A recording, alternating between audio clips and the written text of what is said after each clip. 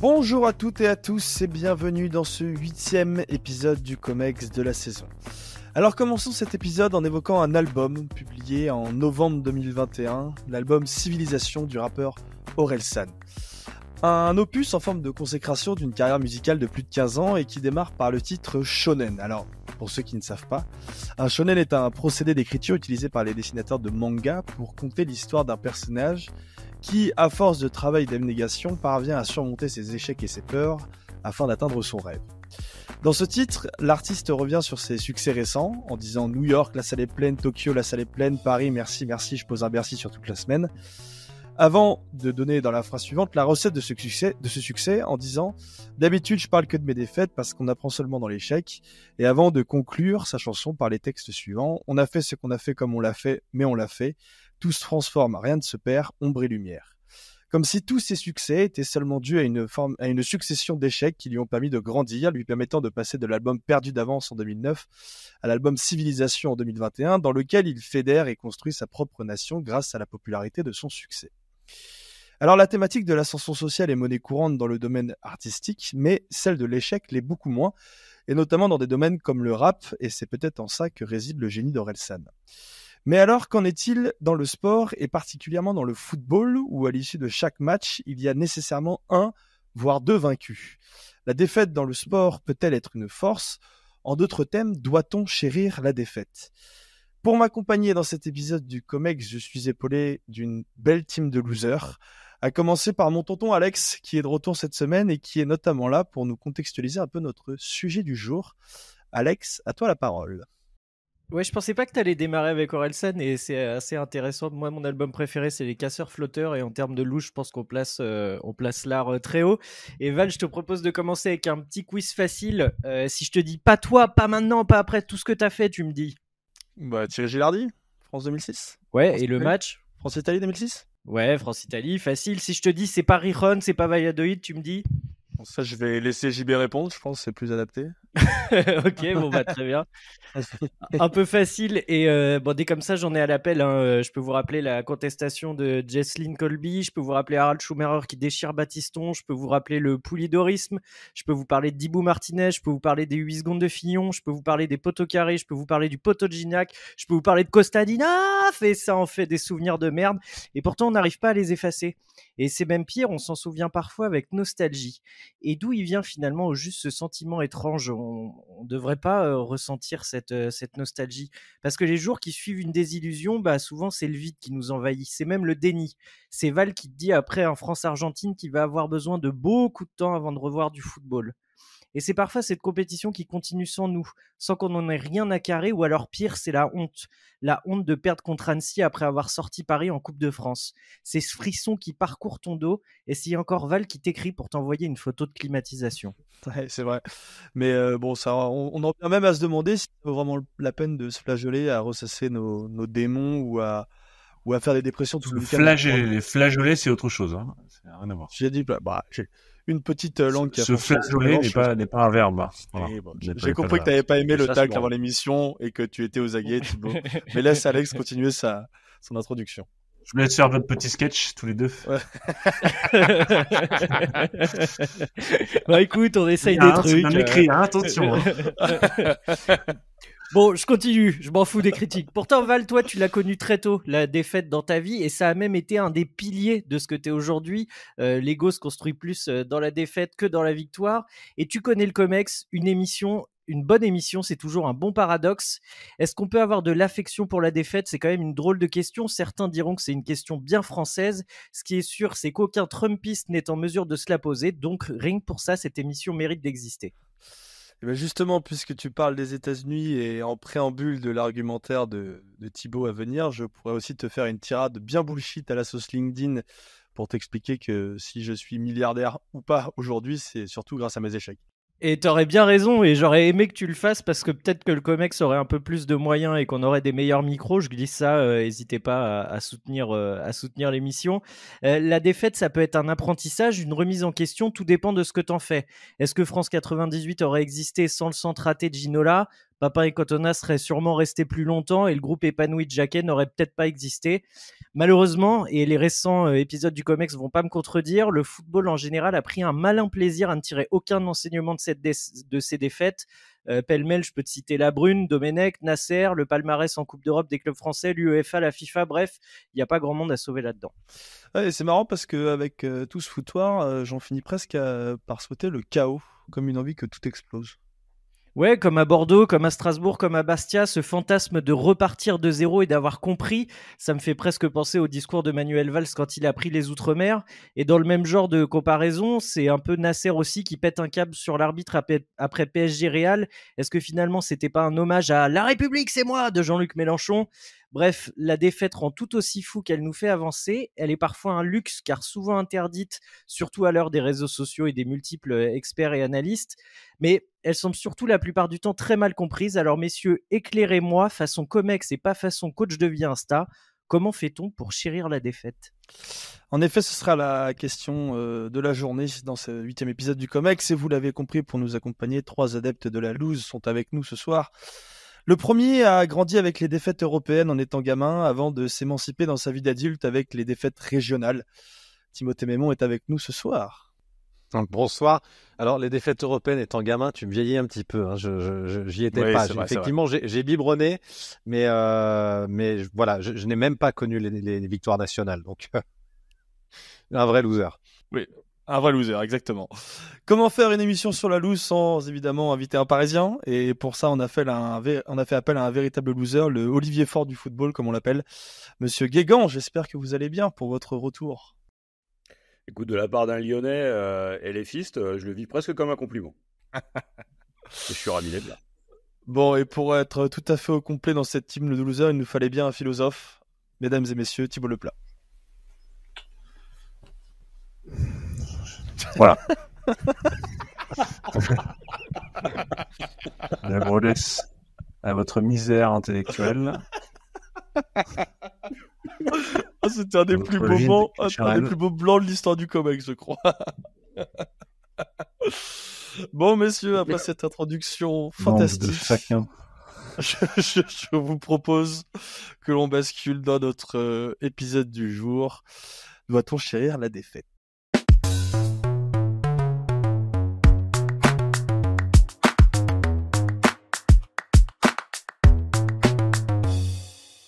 Timothée Mémon, je vous donne la parole pour entamer cet épisode avec une première intervention sous forme de témoignage.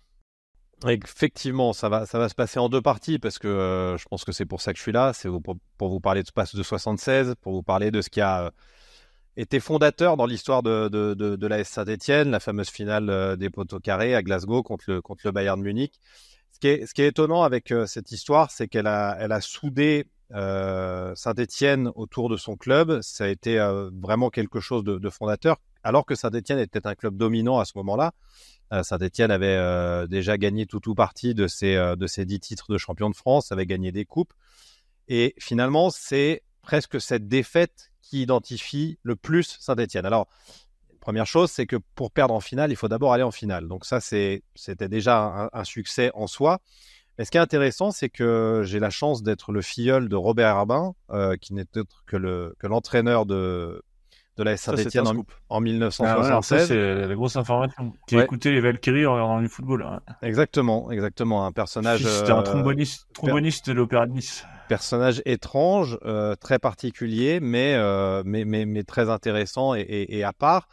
Et j'ai eu la chance d'avoir son témoignage. Et si toute la ville, si tout Saint-Etienne s'est soudé autour de cette défaite, si il s'est créé quelque chose aussi dans cette équipe des anciens Verts qui continue à se réunir encore aujourd'hui pour ceux qui sont encore de ce monde, eh bien, moi je me souviens très bien que Robert Herbin, il l'a pas vécu comme ça.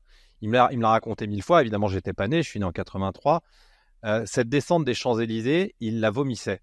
Quand il en parlait, c'était encore un traumatisme pour lui.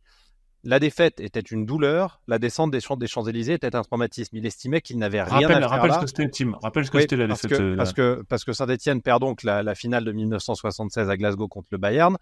C'est la fameuse finale des poteaux carrés. On perd 1-0 alors que Saint-Etienne touche par 2 fois les montants. Les 10 montants étaient carrés et la légende voudrait que s'ils avaient été ronds, s'ils eussent été ronds, les ballons seraient rentrés.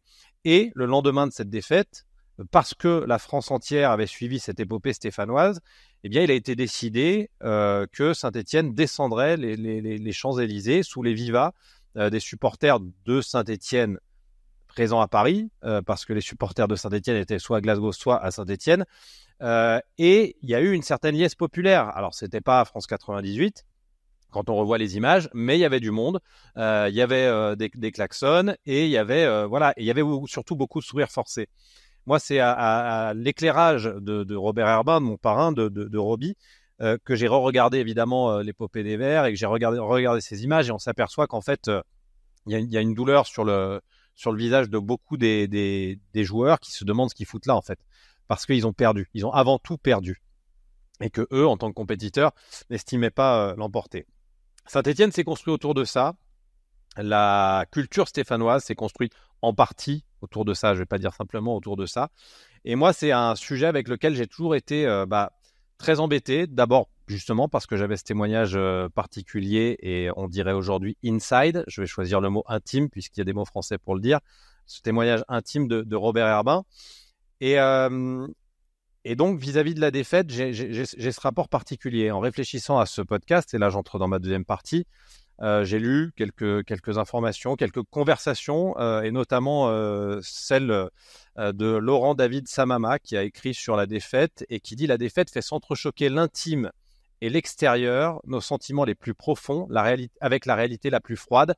Perdre, c'est se confronter au monde tel qu'il est. » Et en fait, je trouve ça très intéressant et je trouve ça très, très touchant parce qu'en fait, dès le début, notre première défaite, on s'en souvient. Notre première défaite, elle nous a dit « Ok, Timothée, jusque-là, tu avais gagné des matchs, tu avais gagné des choses, tu avais eu des succès dans ta vie, et là, tu perds.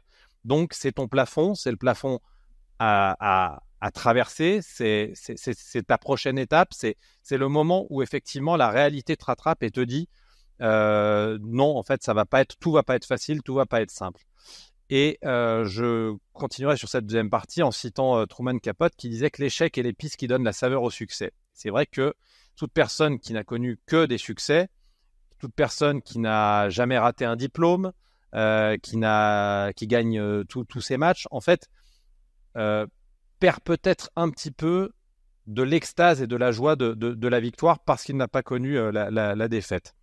Donc, en fait, ce qui est intéressant, je trouve, c'est la capacité à convertir la défaite, l'échec, la déception en expérience. Au début, c'est une émotion qu'il faut digérer. Et après, il faut le convertir en expérience. C'est un cheminement qui est extrêmement intime, extrêmement difficile. On parlait hors antenne du tennis. Dans les sports individuels, c'est même quelque chose que je n'arrive pas à concevoir. C'est quelque chose qui me paraît tellement fort individuellement de surmonter des défaites récurrentes. Parce que quand on regarde les tournois et le championnat de tennis, il y a un vainqueur toutes les 2 semaines.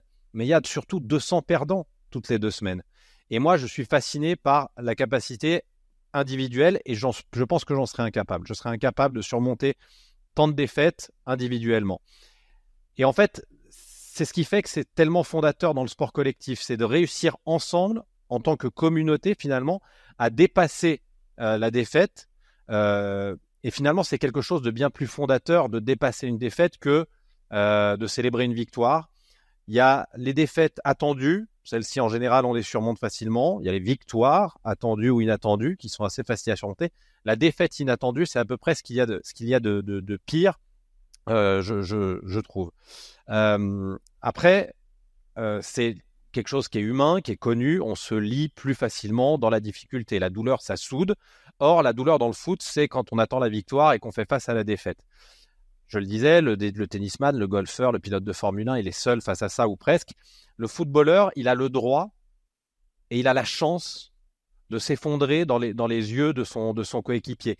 Et il y a quelque chose, même au simple niveau amateur auquel j'ai joué, il y a quelque chose de presque un peu transcendantal, s'absoudre de la douleur corporelle, de la déception pour se reconstruire et se reconstruire ensemble. Et à travers ça, je trouve qu'il y a quelque chose de magique. Moi, c'est ce qui m'a toujours plu dans le sport individuel. Et là, pour le coup, c'est pas une citation, mais c'est une paraphrase. En cette période de discours d'intronisation des élections américaines, je paraphraserai Lincoln qui disait, en disant, il n'y a rien de mal dans le sport collectif qui ne puisse être guéri parce qu'il y a de bien dans le sport collectif. Il n'y a rien de mal dans le sport collectif qui ne puisse être guéri par ce qu'il y a de bien dans le sport collectif. En fait, le sport collectif a la capacité à guérir les douleurs et donc à se souder les uns aux autres. Je vais passer sur tout ce qui est la partie diplôme de l'échec parce que j'ai vu que ça allait être abordé par la suite. Je dirais juste qu'il y a une chose qui est pour moi fondamentale, c'est que en réfléchissant là aussi à ce podcast, je me suis aperçu que extérioriser sa joie, on peut le faire de plein de façons. Il y a des gens qui dansent, il y a des gens qui crient, il y a des gens qui pleurent de joie parfois, il y a des gens qui se touchent, qui se prennent dans les bras, il y a des gens qui rient tout simplement. L'expression de la défaite, elle est moins variée, je trouve, et les larmes sont un espèce de truc universel. Et quand un soir de 76 ou un soir de Barça PSG ou un soir de France-Bulgarie, on voit des joueurs pleurer et que le public pleure, alors il se crée quelque chose de tellement commun et de tellement rare et d'autant plus rare dans le football d'aujourd'hui. La vérité du spectateur, la vérité du supporter n'est pas la vérité du footballeur. Jamais. Ils ne gagnent pas la même chose, ils n'ont pas la même vie, ils ne se lèvent pas à la même heure, ils ne font pas le même job, ils n'ont pas les mêmes galères. Mais quand il y a la déception de la défaite, il y a des larmes, et ces larmes, elles sont communes à tout le monde. Et cette expression de sentiment, pour moi, explique peut-être pourquoi la défaite peut être à ce point importante dans le sport, et d'une certaine manière, peut-être chérie, oui aussi. Merci beaucoup Tim pour cette première intervention. Je vais basculer vers JB qui lui voulait plus prendre le prisme du supporter en complément de ce qu'a dit Tim qui avait une approche à la fois de supporter, à la fois sur les joueurs, à la fois sur les clubs. Je te donne la parole JB. S'il faut chérir la défaite, c'est parce que d'abord, et là je fais quoi ce que disait Tim, c'est qu'elle est constitutive du sport professionnel évidemment, mais du sport en général. La défaite, c'est un moteur, c'est même l'essence du sport, c'est-à-dire que pour progresser, il faut d'abord perdre. Il faut apprendre à perdre, ça fait partie des fameuses valeurs du sport. L'adversité, le fait d'être battu par plus fort que soi, c'est la condition du dépassement. Face à la brutalité du monde et face au fait qu'il faut encore redoubler d'efforts pour être justement en capacité de gagner. Alors évidemment, je ne parle pas du tennis français. Le football français aussi a eu ses heures de gloire en termes de défaite. Mais je vais citer un basketteur. Alors c'est pas Kobe Bryant et sa Mamba mentality. C'est plutôt Michael Jordan, où il expliquait que la défaite avait été fondatrice pour lui. Il a mis du temps à gagner, et on le voit en ce moment avec Wembanyama. Il faut faire l'apprentissage de la défaite pour être en capacité de gagner. Et il y a cette fameuse citation de lui que j'utilise assez souvent. J'ai raté 9000 tirs dans ma carrière, j'ai perdu presque 300 matchs. 26 fois, on m'a fait confiance pour prendre le tir de la victoire et j'ai raté. J'ai échoué encore, et encore, et encore dans ma vie. Et c'est pour ça qu'aujourd'hui, j'ai réussi. Cette citation de Michael Jordan, elle dit aussi le fait que la défaite est la condition finalement pour aller beaucoup plus loin. Et elle renvoie à ce que tu disais, Tim. C'est-à-dire que sans en avoir fait un moteur personnel, on ne peut pas progresser et aller plus loin. C'est tout le problème, par exemple, de quantité de jeunes joueurs dans le foot français qui commencent dans des équipes qui gagnent et qui ne font pas cet apprentissage-là, qui n'ont pas justement la capacité à souffrir pour comprendre ce que c'est, pour ensuite finalement arriver à un niveau de conscience psychologique et une maîtrise d'eux-mêmes qui leur permet, dans les temps difficiles, de progresser. C'est par exemple toute la force aujourd'hui d'un Kylian Mbappé depuis qu'il est à Madrid, et on l'a vu là sur ces quelques semaines passées, l'expérience de la défaite, là pour l'instant on commence à voir comment ça l'a fait progresser. C'est ça moi qui m'intéresse. Après je vais prendre un pas de recul, et là c'est le supporter qui va se mettre à parler. Alors on parlait justement de ma fascination pour le Paris Saint-Germain. J'ai envie de vous dire que c'est le fait de chérir la défaite, c'est aussi pour moi constitutif d'une communauté de souffrance. C'est-à-dire que pour le supporter, et a fortiori quand on a été français, pas forcément stéphanois, pour un Parisien ou un Marseillais, la défaite, elle est fondatrice parce qu'elle vous permet de savoir qui sont les vôtres, avec qui finalement vous êtes. Et pour ceux qui ont plus de 35 ans, les défaites ont fait partie de notre patrimoine, elles sont partie prenante de l'ADN du football français. Que ce soit en club et en sélection.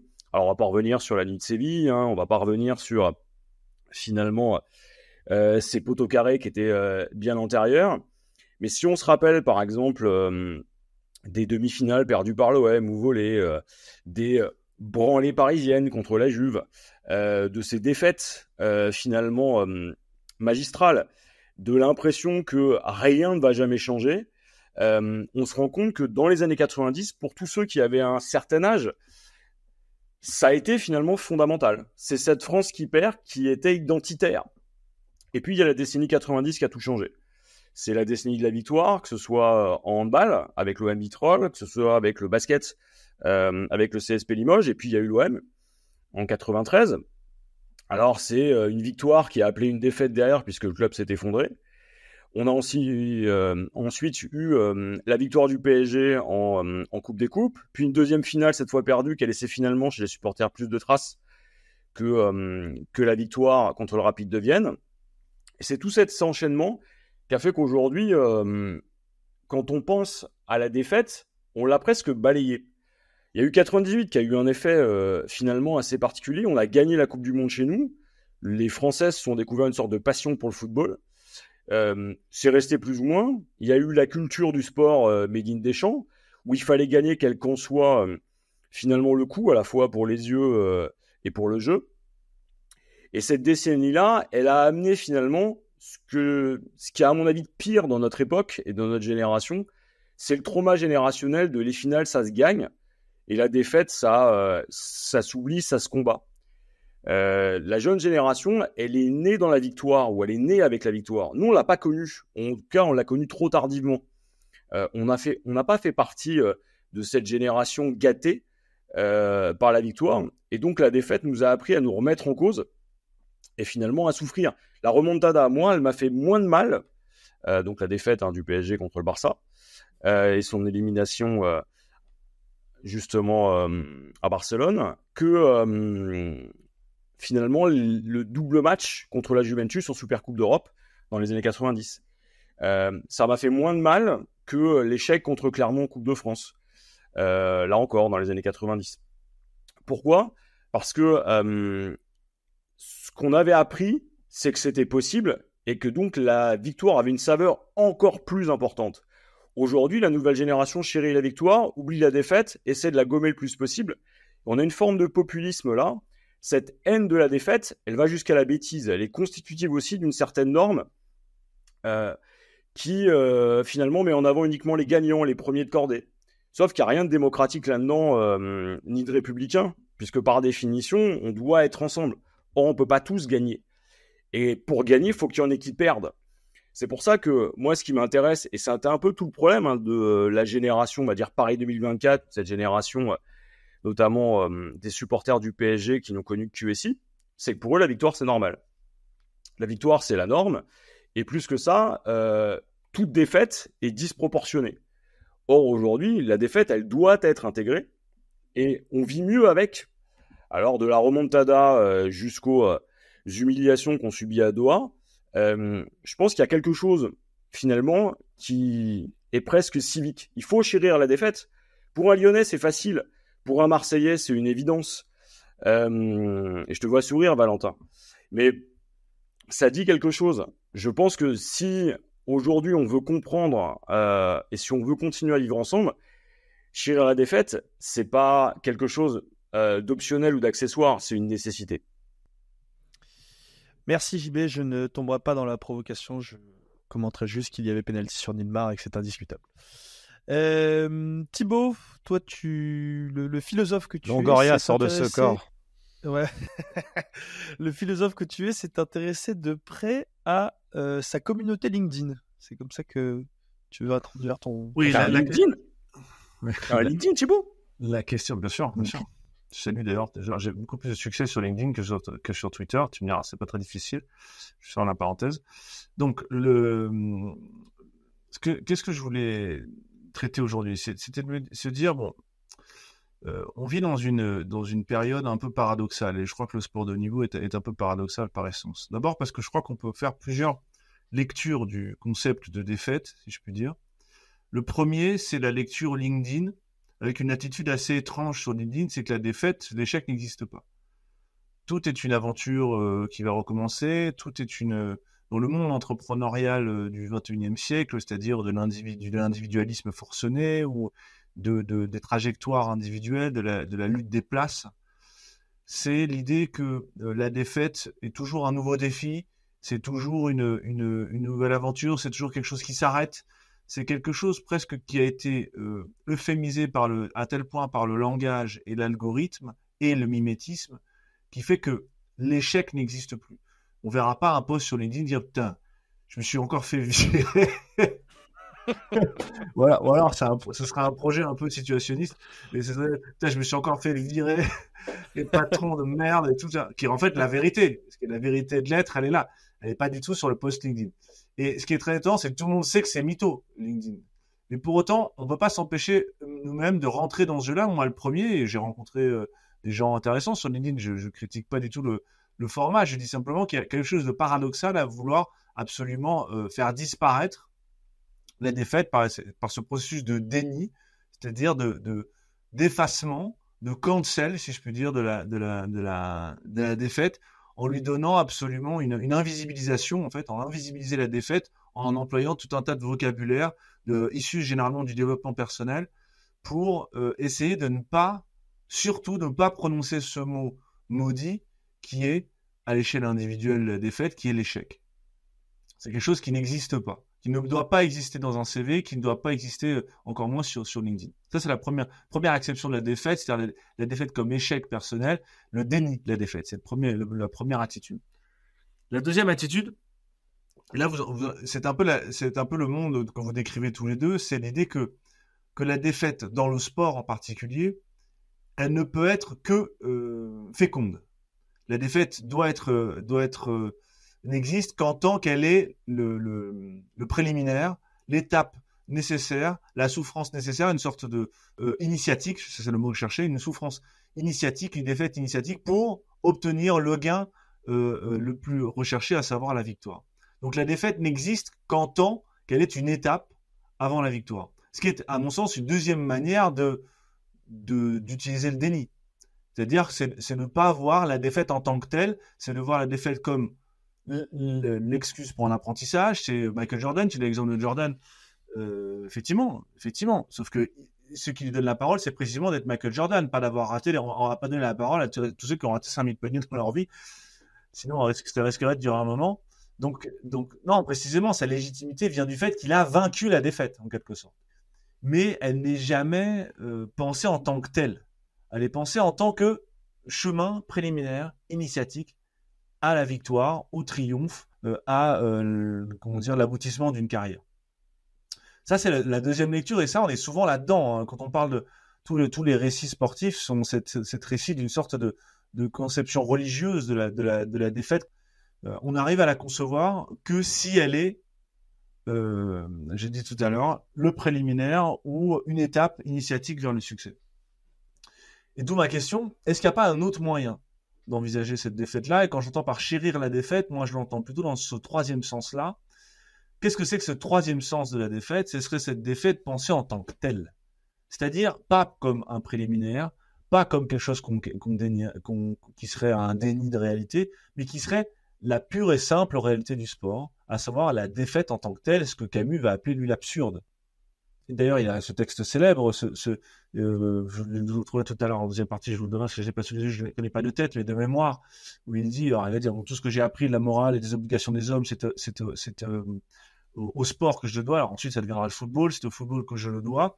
Et la suite du texte, il dit, c'est notamment cette insupportable sensation après les soirs de défaite.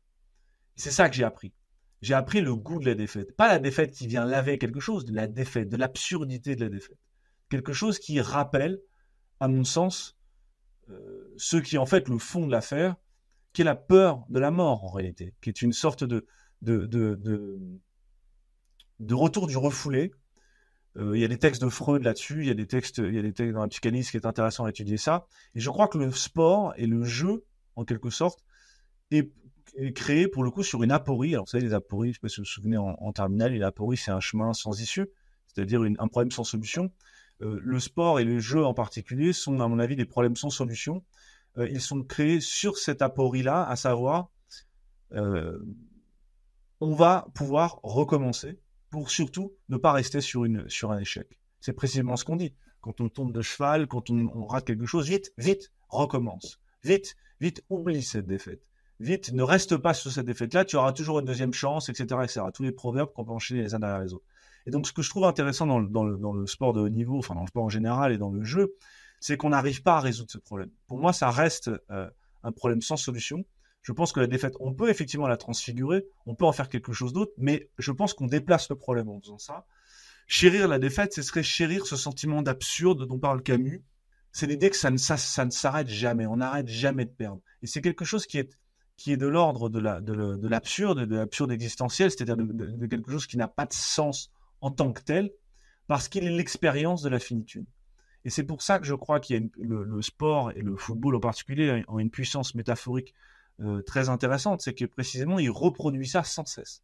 Il reproduit cette peur de la mort. Et comme des enfants, et comme dans le texte de Freud il raconte l'histoire de son petit-fils qui joue avec une bobine de fil, c'est un texte très célèbre de psychanalyse, et il explique qu'il observe son petit-fils, voilà, il voit jouer avec une bobine de fil, c'est un jour on envoie la bobine et elle revient, il a 2-3 ans. Et en fait il explique ça comme le point de départ de l'apprentissage du deuil de la mère, l'apprentissage de l'éloignement, et qu'en fait le jeu, le fait qu'il puisse refaire, le gamin apprend à dominer le sentiment de perte parce qu'il peut recommencer. Et c'est le jeu qui permet de recommencer ce sentiment de perte. Et que à quoi on joue quand on joue au sport, quand on joue à jouer, on joue à la perte de la première union en essayant de la dominer à travers le rituel du jeu. Et à travers le rituel du jeu, on répète cette angoisse de la mort. Alors évidemment, c'est quelque chose d'inconscient, c'est pas quelque chose qu'on ne se dit pas, bah tiens, je vais lire Freud avant de faire un FIFA. Évidemment que non. Mais simplement, il y a quelque chose d'impensable. Il y a quelque chose qui, à mon avis, résiste dans la notion de la défaite si on la regarde en tant que telle. Je répète, en tant que telle,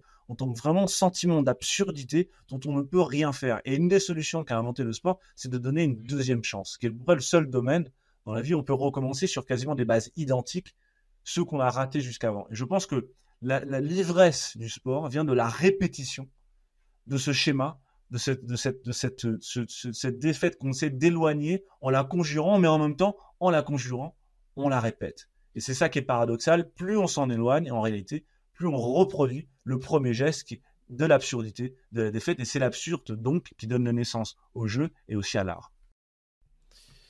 Merci beaucoup Thibaut, c'était très intéressant. Et on parlera d'exemples concrets peut-être après, je suis désolé, c'était un peu abstrait, mais je trouve que... Juste, je répète, 3 sens. Hein. 1, la défaite n'existe pas sur LinkedIn. 2, la défaite est préliminaire à la victoire dans le discours commun du sport. Et troisièmement, la défaite en tant que telle est une répétition de l'absurde. Très bien. Et je pose la question, doit-on éradiquer LinkedIn pour le bien-être de tous? Très rapidement. Oh non, c'est drôle. Oui, non. C'est tellement drôle, LinkedIn. C'est vrai que t'arrives à 8h du matin, t'as des gars qui te font « Alors aujourd'hui, j'ai tout perdu, mais il faut voir une opportunité dans chaque crise. » C'est vrai. Bon, je vous laisse réfléchir un petit peu. Je pense que de toute façon, si on l'éradiquait, ça serait de nouveau remis en route au bout de 13 heures. C'est vrai. Référence à TikTok pour ceux qui ne l'avaient pas. Petite respiration, messieurs, et on revient tout de suite après les recos.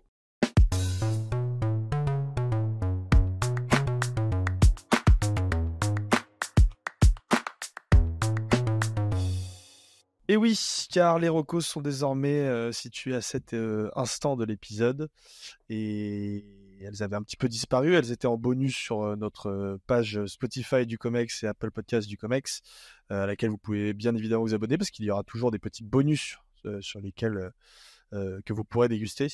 Mais on a fait rebasculer les recos maintenant au sein même de cet épisode et je vais donc donner la parole à Tim pour commencer. Alors, j'en ai préparé 2 parce que la première, j'avais un doute sur le fait de ne pas en avoir parlé. Si je l'ai fait, vous m'arrêtez et je passe directement sur la deuxième. Je vous recommande non pas une, mais 2 séries.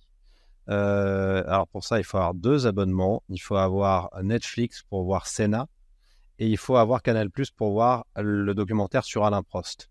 En fait, chacune de ces séries n'est pas grandiose en soi.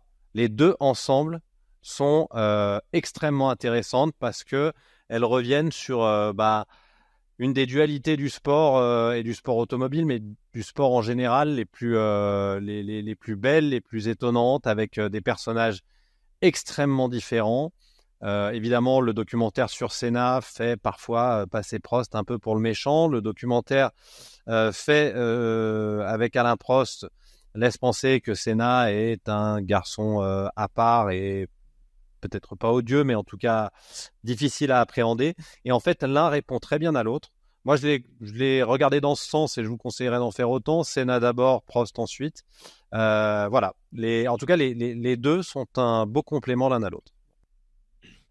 Parfait. En termes de bon goût, je rajouterais aussi l'excellente photo publiée par le compte de Ferrari pour annoncer l'arrivée de Lewis Hamilton aujourd'hui, extrêmement classe. Je vous la recommande. JB. Moi, c'est un jeu. C'est le jeu de la Fédération Française de la Loose. Le premier jeu où il faut arriver deuxième pour gagner. Je me suis dit que c'était assez raccord recommandation avec d'autres sujets. Voilà. Et surtout en recommandation, parce que on enregistre ce podcast au moment de l'investiture de Donald Trump. C'est le chaos de la démocratie américaine dans sa nouvelle édition. C'est publié par Rana Levy, c'est chez Folio Actuel, donc c'est pas cher, c'est passionnant à lire.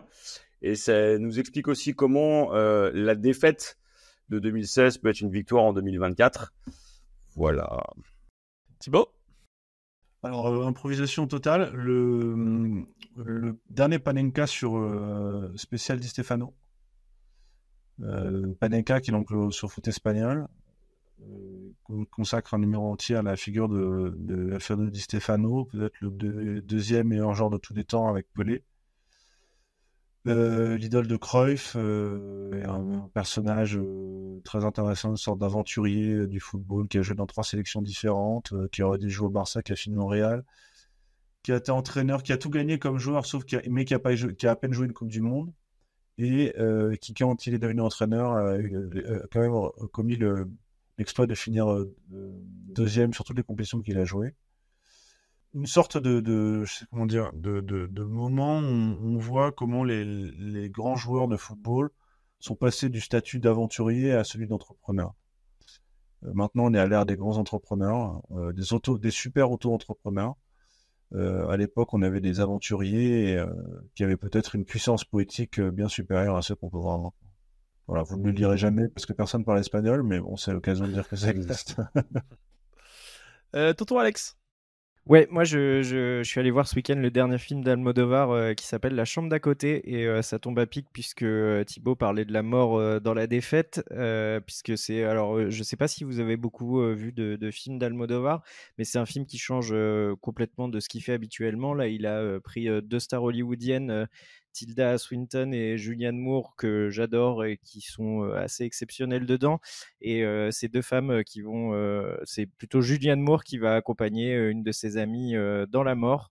Je vous spoile rien, mais l'image est magnifique, le discours est très riche et très intéressant.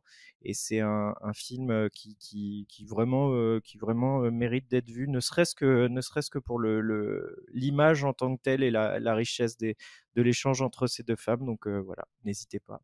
Parfait. Et alors je clôturerai ces recommandations avec une double reco aussi, puisque au moment où nous enregistrons, j'ai vu que David Glusman avait repartagé un article de l'équipe sur un très long portrait de Johan Gourcuff proposé par Bernard Lyons sur l'équipe, qui a l'air, alors je l'ai pas lu du coup, mais qui a l'air exceptionnel, et c'est toujours bien de se replonger dans l'histoire de Johan Gourcuff, qui est un personnage assez fascinant.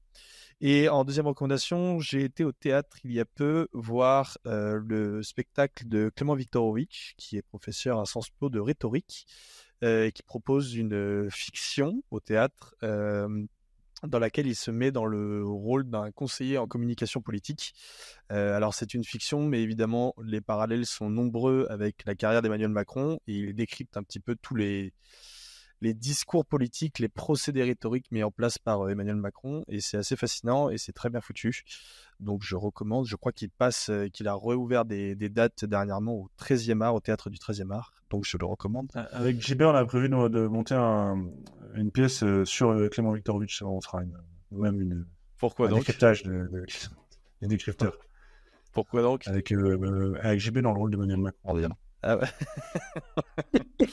Très bien. Bon. Eh bien, écoutez, après cette intervention de Thibaut, je vous propose qu'on revienne à notre sujet du jour. Et avant ça, je vais quand même redonner la parole à Alex pour qu'il nous recontextualise un petit peu ce qui a été dit dans cette première partie. Ouais, Timothée a commencé, comme à son habitude, à revenir sur sa vie de supporter stéphanois. Et c'était très intéressant puisqu'on apprenait que là où, moi, dans le mythe commun, je pensais effectivement que la descente des Champs-Élysées, ça avait été un gros moment de joie. Et finalement, tu nous expliques que pas vraiment et que c'est Robert Herbin qui t'a dit ça, que lui déjà avait vomi cette descente des Champs-Élysées et qu'en voyant les images, tu voyais une joie feinte et des gens qui presque cachaient leur tristesse. Tu dis que notre première défaite, on s'en souvient, et que c'est donc un plafond à traverser, qui dit que finalement, tout ne va pas être simple. Et tu poses aussi la question suivante, sans défaite, quelle saveur à la victoire? Pour toi, c'est le sport collectif qui a la capacité de guérir les douleurs. Et tu fais cette remarque que je trouve très juste, c'est qu'on a plein de manières d'exprimer sa joie, mais que pleurer semble être la seule qui demeure pour exprimer sa tristesse. JB, pour toi, s'il faut chérir la défaite, c'est parce qu'elle est constitutive du sport. Pour progresser, il faut perdre. Tu cites Jordan qui dit que la défaite a été fondatrice pour lui et c'est par l'apprentissage de la défaite qu'il a réussi. T'expliques que sans en faire un moteur personnel, on peut pas progresser, on peut pas aller plus loin, et tu pointes là du doigt les jeunes sportifs qui finalement ne se challengent pas assez. La défaite, tu dis aussi qu'elle est constitutive d'une communauté de souffrance. Ça permet de savoir qui sont les nôtres. Et t'as vu, toi, dans l'histoire du sport en France, un changement dans les années 90 avec l'arrivée du hand, du basket, de l'OM, du PSG, évidemment, de France 98, pardon. Et t'expliques que ça a amené finalement le pire à une génération qui est née dans la victoire, qui haït la défaite jusqu'à la bêtise, et qui fait que finalement, ils ont presque appris à ne vivre qu'avec les premiers en oubliant de vivre avec les perdants. Et enfin, Thibaut, t'as eu un discours que j'ai trouvé absolument brillant. Tu commences par dire que la défaite n'existe pas sur LinkedIn. On vit dans une période paradoxale où l'échec n'existe pas. Tout est une aventure qui va recommencer en boucle et en boucle. C'est toujours un nouveau défi. Et il y a un paradoxe que tu pointes là, à vouloir faire disparaître les défaites. Et du coup, en découle de ça que finalement, la défaite n'est acceptée que si elle est féconde. Elle n'existe qu'à condition que la victoire en découle à terme. Et c'est encore une fois utiliser le déni. Et tu réponds déjà à JB en disant que Jordan était une forme d'exception. La défaite n'est jamais pensée en tant que telle. Et c'est là où tu amènes ton troisième argument en te basant sur Freud et Camus. Et tu aimerais qu'on pense la défaite en tant que telle, c'est-à-dire d'accepter l'absurde, accepter cette absurde sensation après les soirs de défaite. Et qu'est-ce que c'est que cette absurde sensation? C'est finalement la peur de la mort, c'est le retour du refoulé et l'expression de la pulsion de mort finalement. Tu cites Freud et le jeu de la bobine, qui met ici la base de la théorie des pulsions. Et tu dis que ce qui permet de recommencer ce sentiment tu dis que le jeu permet de recommencer ce sentiment de perte, et à travers ce rituel du jeu, on répète cette angoisse. Il y a donc quelque chose d'impensable avec la défaite en tant que sentiment d'absurdité. Et tu conclus en disant que l'ivresse du sport vient de la répétition des schémas. Plus on s'éloigne, plus on reproduit. Excellent résumé, Alex. Merci beaucoup d'avoir C'est presque synthétisé. mieux que ce que j'ai dit, Alex. Ouais. Alex, c'est une IA en vérité. Ouais. Non, c'était très très très très bien synthétisé. Merci beaucoup, Alex, pour ce résumé. Tim, je me retourne vers toi parce que je sais que dans les arguments que tu voulais avancer, il y avait la question de la culture de l'échec à l'américaine, que tu n'as pas eu le temps d'évoquer dans ta première partie. Je ne sais pas si tu voulais repartir là-dessus ou si tu voulais rebondir sur ce qui a été dit. Oui, elle vient bien répondre à ce qu'a dit Thibaut. Je suis d'accord avec lui sur son décryptage de LinkedIn, mais je pense que c'est un décryptage français, latin, européen, duquel j'exclurais l'Angleterre parce que je pense qu'il y a une vision anglo-saxonne de l'échec qui n'est pas la nôtre. Et en voyant ce dont tu avais prévu de parler dans les plans détaillés qu'on envoie, je pensais que tu allais aborder ce sujet, le fameux sujet du diplôme de l'échec. Il faut savoir que aux États-Unis, en Amérique du Nord plus généralement, je pense que dans les cultures anglo-saxonnes d'une manière générale, l'échec est beaucoup moins sale et beaucoup moins honteux que chez nous.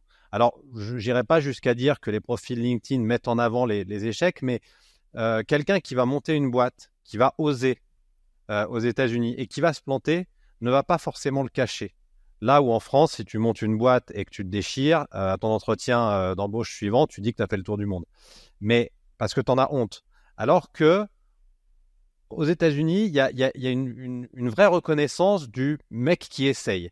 C'est-à-dire, c'est un peu comme ça que ça m'était un petit peu expliqué par des anglo-saxons. C'est un enfant dans une cour d'école monte à un arbre et tombe.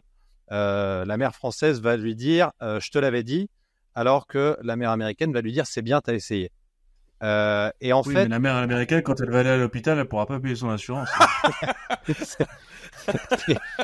c'est pas La grande différence, c'est ta providence. c'est pas faux, mais il y a cette idée, que l'échec fait partie des diplômes, que les grandes réussites, notamment modernes, dans la Silicon Valley, sont celles de gens qui se sont trompés, qui ont raté, qui ont échoué, alors que les tops du top, en général, ne réussissent pas à créer d'immenses boîtes comme celles qu'on connaît. Donc je pense que à ce niveau-là, sur ce côté LinkedIn et ce côté masquer l'échec, je suis pas certain que ce soit une vision mondiale en fait.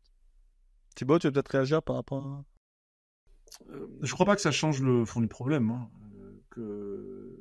Qu'il y ait des différences culturelles, je ne doute pas. Effectivement, après, je réponds d'abord sur ton objection.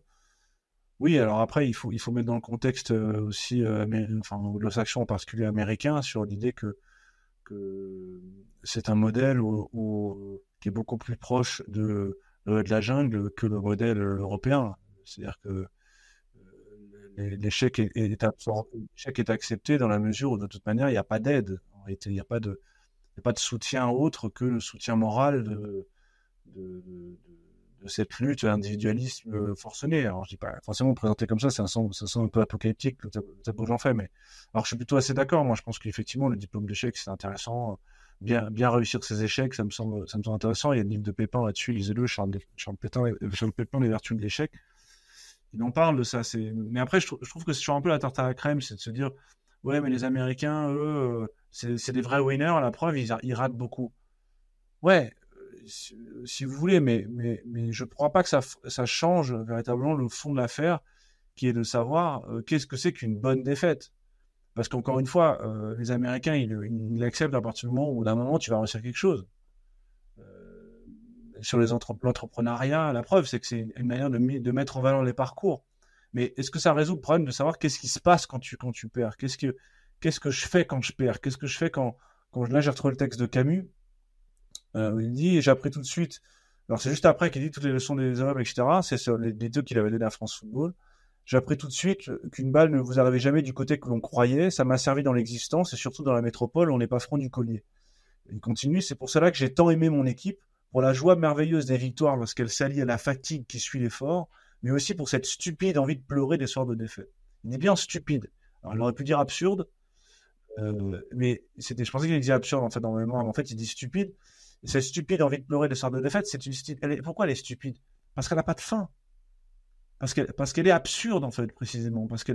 Je ne crois pas que, effectivement, les Américains ont réussi à le transfigurer sur la figure de l'auto-entrepreneur, effectivement, de l'entrepreneur. L'entrepreneur, mais c'est une vision quasiment sportive de l'entrepreneuriat. Tu n'y arrives pas, tu recommences, et puis c'est pas cette fois-ci, tu vas y arriver, et puis développement personnel, etc. Oui, je conteste pas ça. Par contre, je conteste le fait que le modèle européen, c'est toi qui fais la distinction, soit un modèle qui n'encourage pas la réussite. Je crois pas. Je pense que le modèle européen est un modèle qui pense au-delà de l'individu. Et qu'il y a alors moi, je trouve pas ça forcément très agréable. Je trouve pas forcément... moi qui vis en Espagne, je veux dire, le rapport au risque n'est pas du tout le même qu'en France. Mais malgré tout, il y a quand même quelque chose de commun qui est de dire on est là pour faire société. Et que faire société, c'est aussi prendre des risques calculés.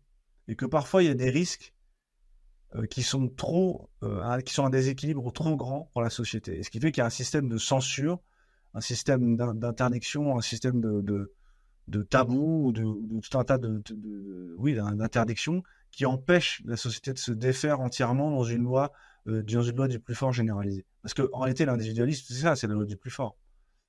Si vous avez beaucoup de millions, vous avez quand même plus de chances de réussir votre boîte que si vous n'en avez pas. Donc c'est pour ça que c'est une fausse méritocratie en fait. Le fond de l'affaire, c'est ça. C'est une méritocratie un peu biaisée. Vas-y, je vais. Moi, je vais aller dans le sens de Thibaut. C'est-à-dire que quand on voit le relativisme culturel de la défaite et qu'on regarde au prisme de différentes sociétés, on va se rendre compte que quand on regarde dans le monde anglo-saxon et surtout anglo-américain, on a une vision du monde qui correspond à une simplification du monde. C'est winner or loser. T'as le côté aussi élu dès le départ et donc condamné à l'échec. Et dans ce cadre-là, la culture de la défaite à l'américaine, elle justifie aussi ça, c'est-à-dire c'est le parcours qui va vous permettre d'atteindre le salut. Et là, dans la vision finalement très religieuse que ça sous-tend, il y a un côté aussi, la défaite fait partie du processus qui révèle les individus et notamment les élus et les gagnants. Avec justement cette justification que soulignait Thibaut, c'est l'échec de la méritocratie à l'américaine qui justifie les parcours, alors qu'en réalité, vous êtes sur des gens qui avaient tous les éléments pour réussir. Trump, il dit you're a killer or a loser. C'est killer, c'est même pas winner, c'est voilà. T'es un killer ou t'es un loser. Et ce qui est assez intéressant, c'est quand on applique la défaite et l'idée même de défaite à l'existence, donc dans la linkedisation du monde, on va se rendre compte qu'on a quand même footballisé énormément nos expériences. C'est-à-dire que t'as gagné le match ou t'as perdu le match. On en avait déjà parlé avec Thibaut dans le cadre d'un podcast sur la première saison du Comex. La footballisation de politique. Voilà, c'est la footballisation du politique. C'est-à-dire qu'à un moment donné, on a tellement simplifié l'expérience politique humaine qu'aujourd'hui, tu t'investives et tu regardes juste des victoires et des défaites. Quand on parle d'élection, on parle de gagner le match ou perdre le match. Et moi, ce qui me gêne là-dedans, dans cette approche-là, c'est qu'elle empêche la nuance. Les sociétés européennes ont ça, mais tu le vois aussi ailleurs. On va pas du tout penser de la même manière en Afrique. D'ailleurs, précision JB, notre sport numéro 1 prend en compte dans le score quelque chose qui est absolument inenvisageable pour les Américains, c'est le match nul. Ouais. Ça, c'est vraiment un truc européen. Ouais. Et ça, faire un jeu et il n'y a personne qui gagne. C'est un truc. Ouais. Et alors, pour relancer ça, et là, j'aurais bien avoir votre avis aussi là-dessus. Quand on parle de défaite, il y a toujours la dimension émotionnelle, et t'en parlais justement en citant Camus, Thibaut. Je me demandais comment on arrivait et comment vous arrivez, vous, à désamorcer justement ça. Parce qu'on a été éduqués à ça. On est là-dedans. Et pour avoir pas mal de potes qui sont vraiment dans cette émotion-là, comment on déconnecte ça? La lucidité, la conscience, je suis d'accord, mais dans les faits, là, on va avoir un PSG City bientôt, peut-être une élimination du PSG, je vais mal le vivre. Donc, comment vous jouez ça? Comment vous désamorcez ça? Moi, pour te répondre clairement, et je crois l'avoir déjà dit dans ce podcast, quand il s'agit de l'AS Saint-Étienne, donc de mon club, la défaite ou la victoire, je décide justement de les vivre à plein, d'être défait, d'être dépité, et je ne lutte pas contre ça. J'ai besoin de ça en fait, parce que si j'essaye de rationaliser, j'ai peur que j'en arrive à cette forme de sagesse, que je méprise, qui résulte du refroidissement. Je sais plus qui disait ça, mais je trouve ça très juste. Je méprise cette forme de sagesse qui résulte du refroidissement. En gros, le football blasé, moi, il m'intéresse pas. Donc, en fait, j'essaye de vivre à plein. Ça dure en général la fin de journée. Quand tu fais un mauvais match contre Nantes comme ce week-end, ça me turlupine jusqu'au soir et puis tu passes à autre chose. Mais en fait, je vais pas contre ça en tant que supporter, si c'est ça la question. En tant que sportif, je pense, et c'est aussi quelque chose d'intéressant qu'il y a dans la défaite, c'est qu'elle pousse à innover. Il y a effectivement ce dont parlait Thibaut tout à l'heure, cette espèce de storytelling, de façon de dire quand on tombe, on se relève, mais surtout comment on se relève. Et c'est ce que j'ai toujours aimé dans le sport collectif, c'est dire ok, qu'est-ce qu'on va inventer ensemble, puisqu'on a manifestement fait du mieux qu'on pouvait tous ensemble et qu'on a perdu au bout. Et bien il va falloir inventer des choses disruptives pour revenir la saison suivante, revenir à la coupe suivante, revenir le week-end suivant, en faisant aussi bien en faisant de notre mieux également, mais en inventant des choses ensemble. Moi, écoute, je crois que j'ai la nostalgie de la défaite.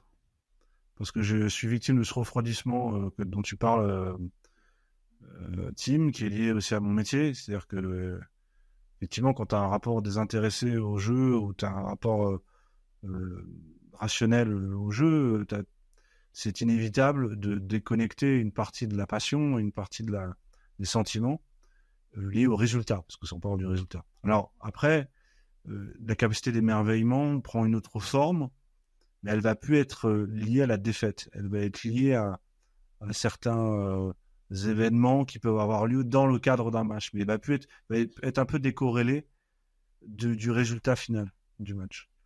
Et une nostalgie parce que, effectivement, je crois que quand tu le vis de manière plus intense, peut-être que ça laisse plus de traces. Et que moi, ce qui peut-être me fait défaut, c'est de laisser des traces que j'avais plus quand j'étais plus jeune. Maintenant, fait que l'accumulation du travail, des matchs, etc., fait que j'ai perdu un peu en tout cas, je cours derrière cet émerveillement / désillusion, des sortes de défaites dont parle Camus, parce que c'est la même chose en fait. La victoire est aussi stupide que la défaite. En même temps, c'est un sentiment qui est précisément parce qu'il est superflu, vain, sans aucune finalité, qu'il est d'autant plus marquant et on peut d'autant plus en profiter qui porte finalement sur des objets assez vains comme peut être l'issue d'un match de foot. Mais c'est intéressant ce que tu dis, je fais vite, c'est intéressant ce que tu dis parce que comme dans toutes les relations d'amour, en fait, il faut se battre pour ces relations. Et moi, justement, ne pas tomber dans le refroidissement et la lassitude, ça a été un combat par moment. C'est un combat parce qu'effectivement, moi aussi, je suis journaliste, je vois une kyrielle de matchs chaque semaine, j'en analyse, certains entre des équipes qui me font ni chaud ni froid. Mais Saint-Etienne, il a été pour moi important de le garder. Je vais revenir, comme le dit Alex, mais finalement, on est là pour ça aussi. Pour moi, le diplôme de l'échec, c'est quand je suis passé à la communication de l'AS Saint-Etienne, où j'ai passé des mois que j'ai trouvé détestables parce que je me suis immédiatement rendu compte que le commentaire de football me manquait. Le premier match que j'ai fait en tant que DIRCOM de l'AS Saint-Etienne à Bordeaux, je suis monté en tribune de presse après les activités médias, j'ai regardé celui qui m'avait remplacé et j'ai dit mais putain, qu'est-ce que je fous là? Donc c'est ça pour moi le diplôme de l'échec, c'est comprendre, enfin que tu te sois trompé de voix, c'est une chose, mais en retirer quelque chose et savoir à quel point le commentaire est important. Et quand au bout de quelques mois, j'ai quitté le club, je suis parti, je me souviens très bien, au volant de ma Volvo, j'ai passé le portail et je me suis dit, tu as le droit d'en vouloir à Romeyer, Cayazo, tu as le droit d'en vouloir à ceux qui sont en place. Mais Timothée, tu ne peux pas prendre le risque d'en vouloir au foot et tu ne peux pas prendre le risque d'en vouloir à l'AS Saint-Etienne, c'est trop important pour toi. Et ça a été un combat de ne pas me blaser, de ne pas me braquer, de bien faire le distinguo entre le club, entre ce truc, ce centre émotionnel qui fait partie de ma vie et mon activité professionnelle. Et je pense que c'est avoir un club de cœur, d'autant plus un club comme Saint-Étienne, qui a des hauts, qui a des bas, qui est populaire, avec une forte communauté, c'est une chance. Mais lutter contre la lassitude et le refroidissement, c'est une phrase d'André Gide d'ailleurs, que je vous disais quand je vous parlais tout à l'heure. Lutter contre ça, c'est du boulot, c'est de l'investissement affectif. Écoute Tim, je suis très content que le Comex te serve à la fois de moyen d'expression et de séance de psy, ça me fait très plaisir. Et je vais juste, il y avait Alex qui avait une question. Je mettrai sur la cagnotte sur cette émission. Ouais. En fait, non, mais moi je suis épaté par ce que dit Timothée, parce que comme le disait Thibaut, finalement la défaite c'est une petite mort, et que plus on vieillit, plus on a le droit aussi de se protéger niveau émotion face à cette petite mort. Et c'est pas juste de dire je m'intéresse moins ou je suis moins lié à mon club, mais pour revenir à ce que tu disais Timothée, c'est être séduit et donc monter aussi son niveau d'exigence en disant ok, je veux bien souffrir avec toi, mais à la condition que ce que tu me proposes mérite que je souffre. Et donc tu vois, moi finalement en vieillissant, je me suis davantage dit, bah d'accord, ok, je peux entrer encore dans cette absurdité, cette stupidité, comme le dit Camus, mais sous certaines conditions, et ce sera mes conditions, tu vois. C'est consentir à sa propre disparition, en quelque sorte. Après, est-ce qu'il faut, peut-être qu'il y a dans la sagesse de Camus, il y a cette idée que cette stupidité dont il parle, cette stupidité à la fois de la victoire, mais aussi de la défaite, la joie merveilleuse des victoires lorsqu'elle s'allie à la fatigue qui suit l'effort, c'est l'idée d'une conquête active, en quelque sorte. Conquête active, dont Timothée en parle très bien, la conquête active de la stupidité. Il y a une forme de consentement à son propre amoindrissement et à sa propre souffrance, et peut-être qu'elle est là, peut-être l'initiation est là, plus que de savoir si une défaite va être féconde ou pas, est-ce qu'elle va nous amener quelque chose éventuellement dans le futur, une défaite un peu utilitariste, quoi, un peu vulgaire. Peut-être que la défaite, c'est la même chose que la victoire, dans la mesure où elle se réduit. Si on la vit et qu'elle se réduit, si on arrive à la réduire entièrement à elle-même, c'est-à-dire en oubliant qu'il va y avoir une deuxième chance, peut-être que c'est à ce moment-là qu'on peut la vivre profondément, et c'est peut-être la raison pour laquelle les défaites en finale de Coupe du Monde sont plus difficiles à avaler que les défaites en championnat, parce qu'il n'y en aura pas d'autres. Et il n'y en aura pas d'autres. Peut-être qu'il y en aura d'autres, mais on ne la verra pas. Et à la fois, on est confronté à sa propre finitude à ce moment-là. À la fois, elles sont plus belles à vivre. Les victoires, les défaites, elles sont plus belles à vivre, je trouve, dans le football que dans toute autre chose, parce que c'est le sport le plus populaire du monde, et que tu les partages. En fait, c'est... Je sais pas, pour moi, dire ce que je dis sur la Saint-Etienne, l'acceptation de la défaite, l'acceptation de la victoire en ayant une... Enfin, par exemple, quand on commence sur une saison avec Saint-Etienne et que tu sais que tu vas manifestement pas gagner le titre, en fait, effectivement, il y a une absurdité à vouloir gagner, à vouloir perdre, à donner de l'importance à ça. Mais c'est finalement un peu comme regarder un film de science-fiction. Si je regarde un film de science-fiction, mais que toutes les 2 minutes, je me dis « Non, mais en fait, ça, c'est pas possible. Non, mais ça, c'est pas possible. Non, mais ça, en fait, ça n'existe pas. Ça n'a pas de sens. Ça n'a pas de continuité. » Bah, je vais m'emmerder et je vais zapper au bout de 10 minutes. Tu dois accepter de plonger dans l'histoire qu'on décide de te raconter. Et encore une fois, c'est pas toujours facile. Et comme... Ça s'appelle la suspension d'incrédulité. C'est un concept de critique littéraire, en fait. C'est-à-dire, t'acceptes de voir, si tu dis de la poésie, t'acceptes que le mec il fasse des métaphores, quoi, tu vois. Sinon, tu suspends ton incrédulité, tu suspends ton doute. Tu suspends ta raison, quelque sorte. Bah, c'est exactement ça. Pour moi, aller à Geoffroy Guichard, c'est pour ça aussi que je décide d'aller en COP et pas d'aller en tribune de presse, alors que ça me coûte de l'argent d'aller en COP et que ça me serait gratuit d'aller en tribune de presse.